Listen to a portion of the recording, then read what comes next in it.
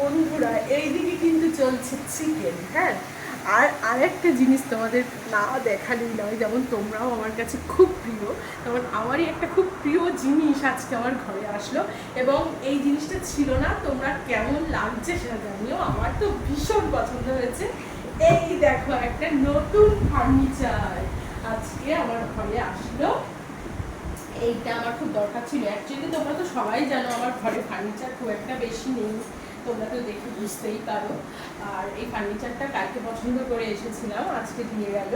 আমার তো ভীষণ পছন্দ হয়েছে, তোমাদের কেমন লাগলো অবশ্যই জানিও। আর এই জায়গাটায় রেখে কেমন লাগছে সেটাও তোমরা জানো। একটা কথা কিন্তু না বললেই নয়, সেই কথাটা হলো এই ফার্নিচারটা কিন্তু সমুর হ্যাপি বার্থডেতে গিফট হিসাবে একজন দিয়েছে। দিয়েছে বলতে আমার মা বলেছিল মেয়েকে যে তোর কিনি। তা আমার মেয়ে বলেছিল একটা বুক শেলফ নেবো। তা মা বললো ঠিক আছে তাহলে বুক শেলফ তোর জন্য একটা কিনে দেবো। তা মা বলেছিল আমাকে টাকা দিয়ে যাবে, তাই টাকা দিয়েছিল, তার সাথে আমাদেরও কিছু দিতে হলো, দিয়ে এই ফার্নিচারটা নেওয়া হলো। তোমার কেমন লেগেছে বলো? খুব সুন্দর। রিয়াকে কিছু বলো। থ্যাংক ইউ দিয়া।